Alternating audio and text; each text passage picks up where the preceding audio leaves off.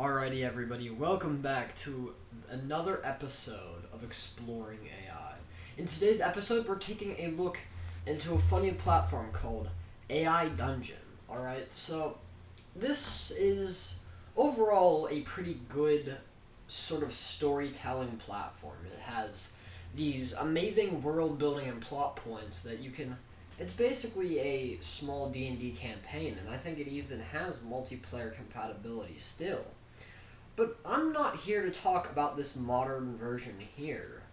I'm here to take a look back at a campaign I did from 3 years ago. See, again, 3 years ago, this AI dungeon stuff was still pretty rudimentary. AI in general was a little less advanced than it is today, and I just want to really show you this whole storyline and sort of see how this AI sort of behaves. So this is, again, made from 3 years ago from really interesting AI. So, wise wizard living in the kingdom of Larian. This is just pretty basic stuff.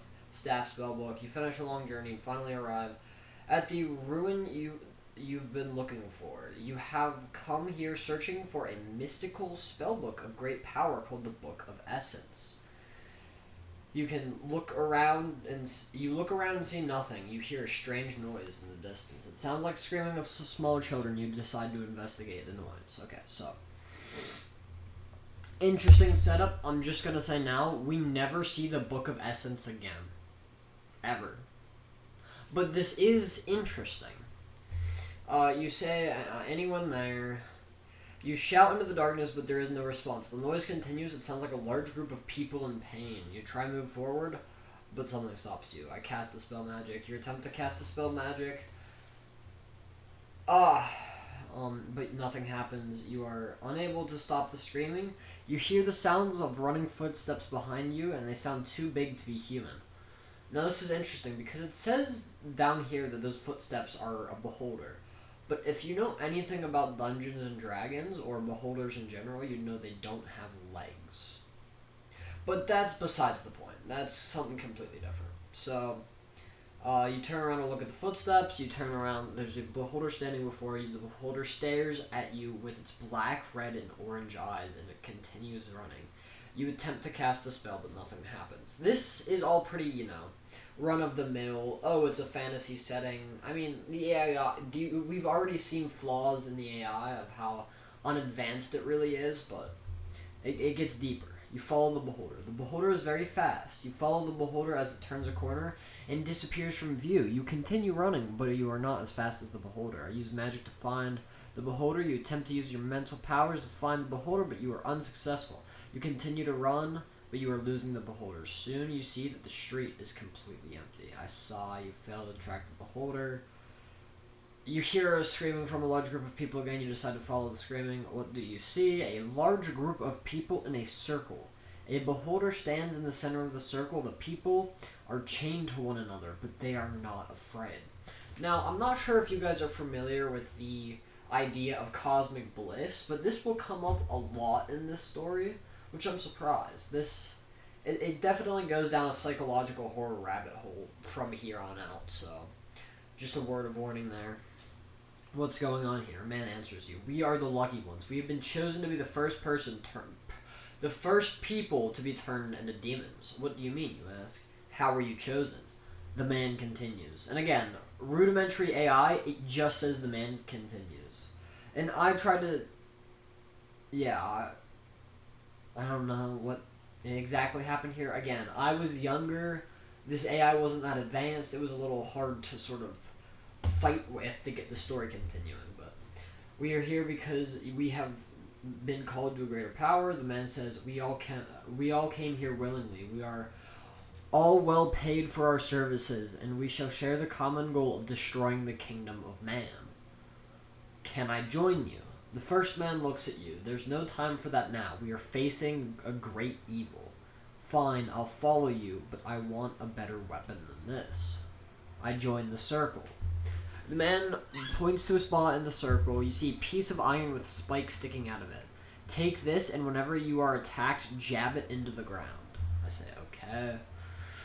You take the iron rod and start running towards the center of the circle. The man points to a spot in the circle, says now. You jab the rod into the ground and stab forward. Again, a little incoherent here. I wait for the storyline to progress. Crazy. The man says quickly, now they are getting closer. Suddenly you feel hands grab you from behind. The man says go. You turn around and stab forward with the rod. Now, I just want to note, if you want to mute my audio and just read through this yourself, it holds a lot more weight if it's just red. I don't know why, it just is that way. You look to see who stabbed you, see if there are any others. You look down, see that you stabbed a man in the side of the chest. He falls to the ground still. You look up and see another man grab you from behind. I stab the second man. The man behind you stabs you in the back with a short sword. You fall forward and feel something hot and wet on your back. You say, is this supposed to happen? The man behind you answers, no, but I have to kill you in the storyline. Crazy. Okay. Try to cast a spell, but nothing happens. You say, help. One runs out of the nearby building and starts screaming, to the gates, they are coming! You run to the gates. You run as fast as you can to the gates of the city. The gates are open and a large group of people are walking out of the city. To the ship, someone yells behind you. You run to the ship, casting healing spell on the way. You reach the docks and see hundreds of people running to ships. You also see hundreds of people running in the opposite direction. What is going on, you ask, in here by a sailor. We don't know. The sailor shakes his head and continues loading supplies onto the ship.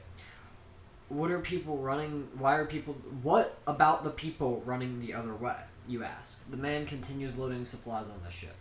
Are they attacking the opposition? The man stops and looks at you. No, they're just running away. Then why are they running away, you ask. The man looks at you and says, I don't know. What happened to the people turning into demons? I don't know. You continue walking until you reach your ship. The crew members cheer when they see you. Again, I do not know any of these people in the background, but apparently. Why are you cheering for me? Again, I say it here. The crew member says, because we have to get out of here, and you are our only hope. If you don't make it, the city is doomed. I will get us out of here. So I go below deck. You climb onto the deck of the ship and see the captain. The captain is going to become a really big and coherent, most importantly, character. We are leaving, you ask. We are leaving? You ask. The captain says, hopefully. The captain looks nervous. Okay, let's get going. The crew begins loading supplies onto the deck of the ship. We need to go faster, the captain says. You spell worker speed fast. The crew begins working faster, and soon all the supplies are loaded onto the deck of the ship. You turn to the captain and ask, can we go? The captain shakes his head. I'm done reading. Again, mute my audio, read this for yourself. It's crazy. You turn to the captain and ask, can we go faster? The captain shakes his head. You said no, unless you want to starve. We don't have enough food and water to get to the other side of the world, the captain says. And we will have to row. Okay, the captain says. You start rowing. You row for a few days. Your muscles begin to grow tired. On the morning of the second day, you start to think you can see land. Is that land over there? You check to see if there is land. You look over the side of the boat. Through the fog, you see a dark shape in the water. Yes, it's land, the captain says. Keep rowing towards the land. The crew continues rowing. And as soon as you can make out the shoreline, How much longer, you ask? The crew continues rowing, but it's more difficult with only two of you.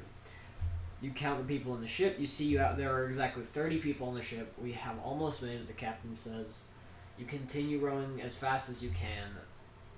They are getting closer. The crew continues rowing. As you look into the water, you see a large group of people on the shore. I can see them, you say. They are almost there. Again, it's getting a little odd here. You cast a spell to amplify your voice and yell friend or foe to the people on the shore. You stop rowing and concentrate. Friend or foe.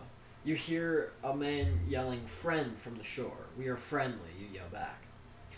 You row up to the shore. The crew pulls the ship up onto the shore, which I'm not sure how they did, because again, it's like a 30-person ship. But that's besides the point. How do we get off the ship? You ask the captain. The crew members look at you. We have to jump, the captain says, or you can cast a spell. You decide that you do not have enough time to cast a spell and jump off the boat. Don't know why, but I do. You land on the shore and see hundreds of people running towards the boat. You turn to the crowd and say, should we trust them? The crew members look at each other and nod. They lead you to a large mansion. Inside you see people laughing, dancing. You join them and feel instantly at home.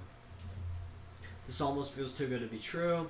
You join in the crowd and feel great. You dance with abandon, and when the song ends, you join a new one. It's almost dawn when the revelry ends. Now, if you've ever read Mask of the Red Death, I feel like this line here is very similar. It doesn't really circle... It kind of circles back to that sort of point, but I definitely want to make note of that. You say, I wish that would have never ended. The crew members look at you and laugh. We have a motto on our ship. The captain says, I like this one. Death comes to all, but the wicked shall drink the blood of the innocent. Now this is interesting. I know I have used... If you watch any of the old Minecraft videos on my channel, there was one video during Season 4, it was a lore recording. I said something along these lines, and along these lines of the second, I basically just asked him what his name. He said, my name is Captain. The captain says, and you were my first mate. I never knew you had a name or a motto. Is that your only motto? No, there's another one that goes, we will burn the sky as they did on the night the gods died, and light the night with 1,000 suns. Alright, so I like both of these. I like this little motto here, and also this little motto here. And again, circling back to those old Minecraft videos, I did actually use sort of a combination of the two in one of my lore videos, because this phrase really speaks to me about what is really... Because remember, this is mostly AI generated. Why is AI going to these dark places? And it gets grimmer from here, but that is like one of my favorite parts. And then it's the other motto. They all sound good, just a little morbid. Well, there are two main beliefs. I think we will light the sky with 1,000 suns. The captain says, what is another one? We will burn the sky as unless the god died, and we'll light the light. And I made it generate a picture here. Wait, you look up at the sky. It generated a picture itself. And this is what I see looking up into the sky. Now, this is, again, very interesting, very intriguing, if you will, but yeah, that's there. You say the day will come when the sky will shine with our victory, and then fill up a tankard. The crew joins you in a toast. The day will come when the sky shines with our victory. You finish your ale and make your way to bed. You sleep. The next morning, the sound of bells. Okay. The sound of bells is going to be a reoccurring theme. I don't know why it's a reoccurring theme, but it's very interesting. I would like to run this whole AI thing through like one of those dream interpreter people. Would be very interesting. But you wake up the next morning to the sound of bells. What is that, you ask? The crew member look at each other and shrug. It sounds like bells. Well, no, really. You seek out the sound of the bells. You look out the window and you see a group of people walking up the road. We have visitors. The crew member says, it's the king and queen of Neuro, the crew member says. You run to the door and look out. The king and queen are sitting on a horse waiting. Now this is all, like, pretty good stuff. Like, I'm just gonna summarize. Like, the crew members say, I don't know, so why are they here? We ask them up and up. Your Majesties, what brings you here? We are quest to rescue the princess. How original. Where is she? We don't know, the queen says, but we find her. You bow again. Your Majesty, may I ask you what brings you to our humble shores? The king smiles. Can we be of any assistance? Yes, friend. Tralic is attacking the city of Neuro. We have been hoping to unite our kingdoms to fight him, the king says. Now, I'm not part of a kingdom at this point, but apparently I am. Apparently that mansion with hundreds of people was one? I don't know. It's very interesting. You bow your head slightly. Who is your leader? The crew member all point at you. It's the first mate, and they yell. We are all under his command, they say. We serve him, they say. So basically, they're appointing me as, like, the captain instead. Which doesn't make sense. The captain should have final states. How do we get back at Neuro? The king and queen look at each other and smile. Follow us. The king reins his horses to the side of the road and dismounts. He turns to the crew and asks, you follow the king. Crew members stand at attention as you follow the king and queen back into the city. You arrive at the castle and enter through a back door. What's the plan? The king will give us a briefing when we all get to a study. They said to the castle, what? That noise. It sounds like bells. The bells are coming back. You stop to listen. It is. The captain says, we have visitors. Friend or foe? Foe, the crew member replies. At least the last word we heard from Neuro was an ally of ours. What are you saying? The king asks. Should we take a defensive or offensive stance? Defensive, the crew member says. We don't know who they are or what they want. Let us unite first and then worry about that later, the king says. Agreed. Now, I want to point out that it is entirely possible that those creatures, those demons that we see in the first part there, are somehow tied to the kingdom of Neuro. Again, don't know for certain. It all is a little, little off the rails, if I do say so myself. We walk to the study and confront the visitors, asking, why are you here? The visitors all point at the crew. They told us they were on a quest to rescue the princess. You look at the crew. Who told you that? Better speak up or I will have your head. The crew member all look at each other and point at the captain. We are ordering to take the quest by the crew, the captain says. Who gave the order? You did. No, I didn't. Okay, you say to the captain and turn back to the visitors. Are you here to help? We are here to help, the visitors say, but we must speak with the king and queen first. We will let them know of our plans. You say, you can speak with them, but only from a distance. I will alert them of your offer. The king and queen meet with the visitors away from the prying eyes of the crew. We must prepare ourselves, the king says. At once, do you have any equipment? We do, the queen says, but it's on our ship. Very well, follow me for the city now. You follow the group. You enter through a secret passage. You follow the captain. You travel through the tunnel. You gather equipment from the study and return. You leave with the king and queen. You exit the castle, mount your horses. I hope this will be enough, the captain says. It will have to be, you say. Then let us go. You continue following the group. The sun is high in the sky. We should get out of sight, the king says. So the group stops and dismounts the horses from behind the hedges. Is anyone there? Is anyone close? No, the crew member replies. What is that noise? Bells. Again, it's bells. I don't like this, the queen says. Why is it always bells? It's just a little unsettling, you say. Why can't we use magic, the queen asks. I find this interesting, because the queen, for one, is never mentioned to be a spellcaster. Two, the bells are still reoccurring, and even the queen says the bells are unsettling here. You try to cast a spell. You try to cast a spell that will silence the bells, but you can't concentrate. The bells continue to ring. I can't do anything you say. I don't like this at all. What do? We wait, the king says. I hope the rest of our allies are as prepared as us, as the captain said they were. The bells stop. How many men do we have? More than enough, the captain replies. We will proceed. Very well, the king says. We will proceed as planned. You mount your horses and continue along the way. You say, where are we going? I will tell you when we get there, the captain replies. Keep moving. You will ride through the forest in a few hours. Can we still not use magic? No, you can't. I don't know what to tell you. Keep going. And we continue on our way. Wait till you arrive at your destination. A small village. This is where we part ways, the captain says. This is not actually where we part ways. The captain is still very much so present within the story, but he says this is where we part ways. Hello, villagers. Hello, the villagers reply. Are there any bandits or troublemakers in this village? No, sir. Then let us proceed.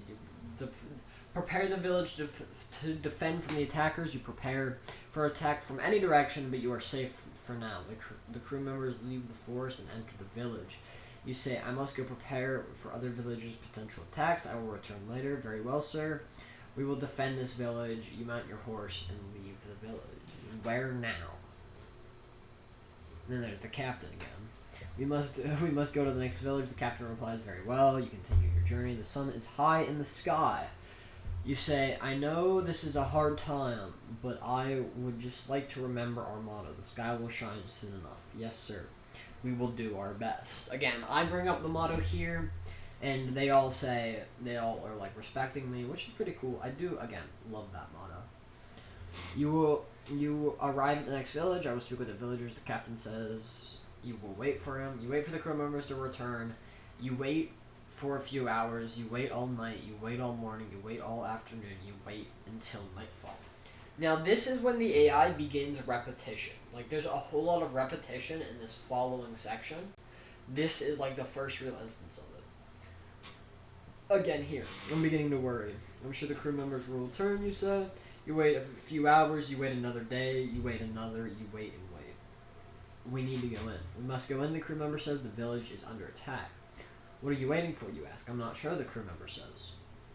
Now, I'm not sure if it's this crew member or a different crew member that becomes important later, but there will be one that becomes important later. You arrive at the village, it's under attack, the bandits are attacking the villagers. Get your weapons, the captain shouts. You look around for an exit, you cast a spell to fend off the bandits. You spell should keep the bandits away from you. Quickly to the boat, the crew member shouts, we must leave now. You retreat with the crew. You retreat with the crew to the boat, the village burns behind you. You board the boat and leave the village behind you. The captain sails the boat away from the village. You say, that was unfortunate, but we must persevere. Indeed, the captain says, we must persevere. You continue on your way. A few weeks later, the boat arrives in another small village. You speak with the villagers, together this time, the crew member says. Let's go meet with the villagers. You get off the boat and meet with the villagers. Hello, the villagers reply. Any bandits among you? No, the villagers reply. I would know if there were any among us. The woman says, I would feel it. Okay, we must prepare for another attack, as many villagers have already fallen to the bandits. I understand, sir, the villagers reply. We will prepare for the attack. You mount your horse and leave the village. The crew members come up to you. That went well. I hope. You said, let us continue our journey. You leave the small village behind you. The sun is high in the sky. You continue on your way. How many towns must we protect? We must protect them all, the captain replies. We will have to make an example of them all. What do you mean, you ask? Then we must continue. Godspeed. Godspeed, the crew member says. You arrive at a small town. We will rest here for some time, the captain says, until we have secured this town. Good idea. I need some rest. I need some rest too, you say. I haven't slept in days. You should get some rest, sir, the crew member says. We can handle this town very well. You rest until you need to leave. Alright, so, again, it's a whole bunch of, like, pointless stuff here. It's not really too interesting.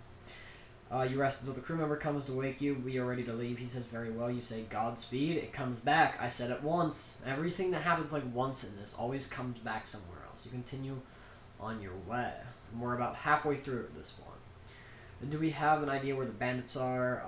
We must assume they are everywhere, the captain replies. We must fight them when we find them. But we must fight them with greater numbers. Now, this actually follows a pretty good sort of, like, campaign thing. Is that there's a beginning where this, like, mass horror is sort of introduced.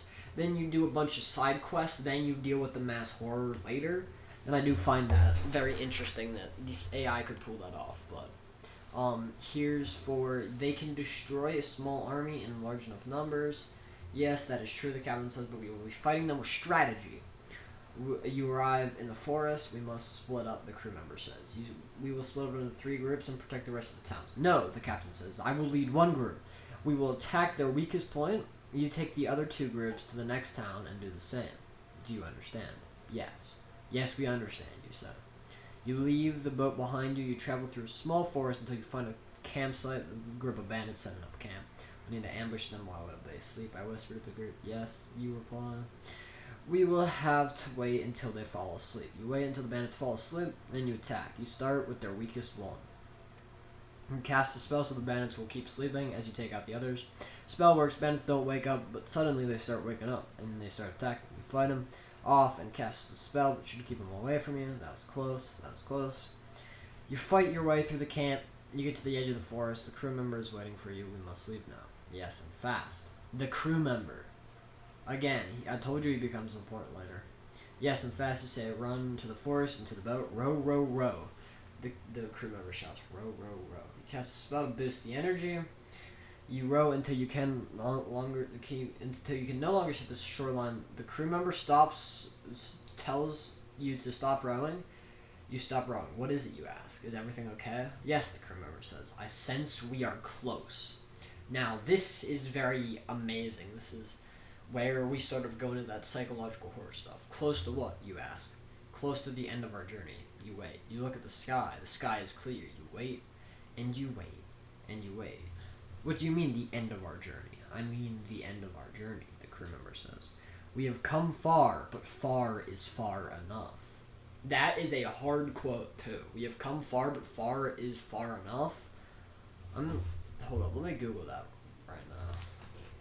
We have come far, but far is far enough. Yeah, there's nothing on that. So that is either completely originally AI or, but we have come far, but far is far enough. What do you mean? Do you mean death? It's always possible. The crew member replies, but I think it's unlikely. Then what is it? I think we will meet our maker. Do you believe in God? No, at least not anymore. Me neither. Then you should prepare yourself for death. I've been preparing for death for years. No, I mean, do you prepare yourself mentally? I've been prepared for the end, but I also try to prevent it. I try to prevent it as well. Now, I do get really deep with this crew member. And then how do you come to the conclusion that we are about to meet our maker? I don't know. It's a feeling I've been getting. For how long? I don't know. It started when we left the boat, but I didn't realize it until we entered the forest. Then how do you explain that we are almost at our end? The end is not near, at least not yet. I can't explain it. I just know it to be true. Very well, the crew member says. Do we just wait to die? There's no point in panicking, the crew member says. It will be painful, but not painful enough that it will kill us. We can endure it. What happens after it kills us? I need an answer. Are we going to die or not? I cannot answer your question. You need to answer. You need to. I cannot. You say, remember, death comes to us all, but the wicked shall drink the blood of the innocent. Again, that first motto that we saw. The blood of the innocent, the crew member says. What does that mean? I don't know, the crew member says. Maybe we will not die, you say. That was just something the captain said. I never understood it, but I trust him. Okay, the crew member says. That settles it. I trust him. So shall we prepare for death? It seems we have no other option. Then let us prepare for death. You take out your dagger. The crew member takes out his crossbow. You cut your wrists. You bleed. Now, this is interesting. Again, if there are any people struggling with self-harm here, this is maybe not the place for you from this point forward. But this is definitely interesting that the AI could come up with this. Because again, this is completely AI. It has been trained on these many things. But you cut your wrists and you bleed. What now? I say between clenched teeth. What now? The crew member says. We wait. You wait. The crew member watches the blood flow. He watches the forest. He watches the sky. You watch the blood flow. It is time. I feel it now. You are right. It is time. The blood flow slows. The forest is still. The crew member is ready. The sky is clear. You wait and you wait. What do you think will happen? I don't know, the crew member says, but I hope our maker will give us the strength to defeat the beast and the time to destroy the vessel. Still, to this day, I have no clue what the vessel is, but it pops up here. I say, what? I hope our maker will give us the strength to defeat the beast and time to destroy the vessel. Why not? I mean, why would he do that? What vessel? The beast. What did you call it? The vessel. You say the beast. The beast, the crew member says. Ah, yes, the beast. Let us wait for the bells. Now, I bring the bells back up. Again, this is completely me this time. And so you wait, and you wait, and you wait, and the bells ring. You say, now what? Now what? Now we pray, and you pray. And the crew member prays, you pray, and the beast prays. I find that interesting. I find that a little intriguing. You keep praying. Our Father who art in heaven, hallowed by thy name. Thy kingdom come, thy will be done on earth as it is in heaven. Give us this day our daily bread? Okay, no clue what that meant. You wait. And you wait. And you pray. And the beast prays. And the bells ring. And the beast cries. You cry. And you cry. You look up into the sky. I can't take this anymore, you say. I can't take this anymore, the crew member says. What now? We are close to death, and all you can say is, what now? The beast is coming. I hear its footsteps. Keep in mind, we're still in the middle of a ocean. You say, may we challenge it, and may the sky burn with the light of 1,000 suns. The beast is upon us, the crew member says. You draw your sword and defend yourself, and look at the beast. The beast is coming, and it comes, and it comes, and it comes. What does the beast look like? It is not a man. It is not an animal. It is huge, black, winged shadow of death. It is almost upon you, and you are almost dead. Now, the AI could have done a really cool story where I die, but I feel like it almost did something even better. Now, again, we'll have to see that here in a couple moments. All we can do is wait, and you wait. Is it really over? The crew member says. I don't know, you say. Let us wait and see. You wait, and the beast comes. You see it. What do you want? I call to the beast in tears. What do you want? The crew member says. You monster, you murderer, you devil.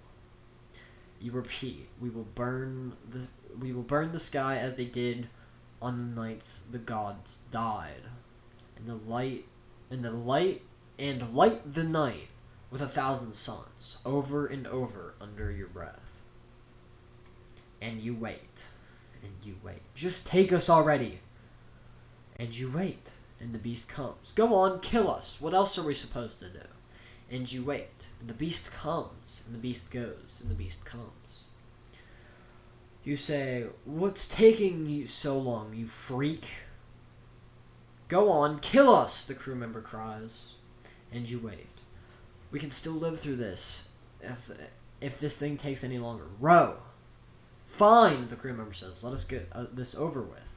And you wait, and the beast comes. You stab the beast when it comes close. You stab the beast when it comes close. You stab it, and you stab it. You used to be human, but desire made you this way. You can still turn back, you monster. Now, I sort of call back to the rituals at the beginning.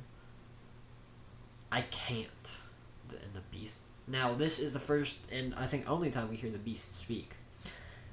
And the beast comes, and it goes, and it comes, you say. The beholder made you like this. And you wanted this upon yourselves. I guess the captain knew what he was saying. The captain was insane. That is all, the crew member says. The captain was a good man. He was, the crew member says. I guess we have to take you with us then, the crew member says. Now, the crew member starts becoming an oddly, incoherent character here, and I kind of like it. You say, I've been waiting my whole life for this, the crew member says. For this, you say. The beast comes. You stab it. You stab it. When will this end? I don't know, but please stop waiting, the crew member says. What do we do instead? Do we pray? Yes, the crew member cries. You pray. You close your eyes and pray. You pray to the gods of your people that this will end soon, and you pray to the gods of the beast to show you the way to kill it. You pray for your life, and the beast comes, and the beast goes, and it goes, and it comes. I'm about ready to do it myself. The beast is taking so long. But it's almost here, the crew member says. But it's almost here, you cry. Kill us already. And you pull the trigger. Now, there's no gun up until this point. But I don't know. And it goes, and the beast comes, and it comes. You cry, and you cry. You find a way to leave. And so you find a way to leave, but not before you kill the crew member who gave the order to kill you. and you go up onto him and stab him through the throat with your claws. When did I get claws? Roll me this. Okay, so that right there is about the end of the main story. Again, back to the captain. What happens now? I don't know. I'm gonna do my best to make it up to you. Are the king and queen safe? I don't know. Seek out the royals. What now? I don't think there's anything too much important here. I'll be skimming over it as I talk. Where do you need to be? Nope. So, it's so interesting that I become the beast and I kill the crew member, and it's a whole thing where it's almost like we are so afraid of death that we would rather take our own life than wait for it to come. I feel like that's sort of what the AI was sort of commenting on, whether directly or indirectly. You know, and it's definitely interesting. We talk about the villages again. And now I'm pretty sure he's a monster. Oh, the king becomes a monster. I forgot about that. The king is on our side. Okay, we launch a full-scale attack. We take food. We kill the king. We take the throne. We take everything. The crew member says. Now, I'm not sure if the crew member is a different crew member, the same crew member, or just a voice in my head at this point. But the crew member says. I thought the king was on our side. We have to make sure he's safe. But he's a monster. What? He's a monster? But we can't kill him. Why not? He's a monster. We can't kill him. But he's a monster that killed our brothers. You mean he's become one of them? He's a monster. Monsters are bad. Okay, so yeah. We ask the gods. We ask them for guidance. When you follow guidance the gods give us. Did the gods answer you? Yes, we will kill the king. We don't have a choice. He is a monster. How do we kill him? Do we do what the gods say or not? Yes. Then let's kill him. Let's go. You kill the king. Good job, crew. Now we just have to get to the throne and we're done. I'm sure you're right. I am. You get to the throne, and you sit on it, and you live happily ever after with the crew. Is this the end of the story? I'm not sure. Okay, I'll stop then. No, wait, there's still demons killing innocents. Captain, aren't there still demons out there? Now, I'm not sure why there's no response here. I know. Should we go and kill them? Yes. Yes, we should. And that's where it ended. So, let's just take a minute and reflect on this. Because, this is quite the story right here. This is quite the story. Now, of course, I still have 55 credits left. I could continue this. But I don't feel like we'll ever get that same psychological horror that we really got those 3 years ago doing this. And I do like this sort of shadowy figure of death that is me, but also isn't me, that is the crew member, but also isn't the crew member. Now, I'm pretty sure there is a point, or was a point, last time I read through this, where I cried in the boat, the crew member cried, and the beast cried, and the bells rang. Now, of course, I don't think I saw this read through, but I do remember that pretty vividly.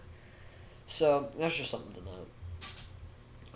So yeah, of course, this is what happens in the mind of AI. Like, this is such an interesting story. I mean, this is ultimately made entirely by AI with small influences from me along the way. The AI came up with this beholder, came up with this idea of death.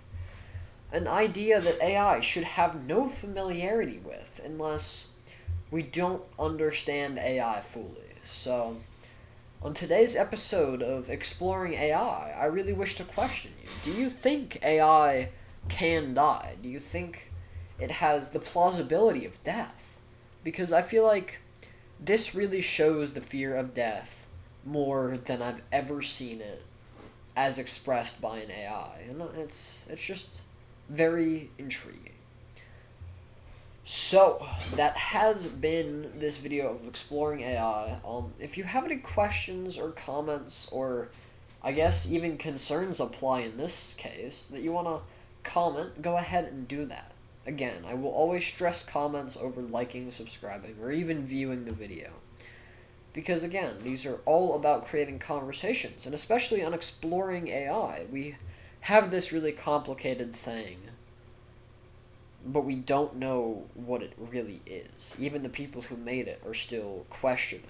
So, again, it's all about asking those questions, because without asking the questions, we become almost just like the AIs themselves. But this has been this episode of Exploring AI. And I do hope to see you guys next time.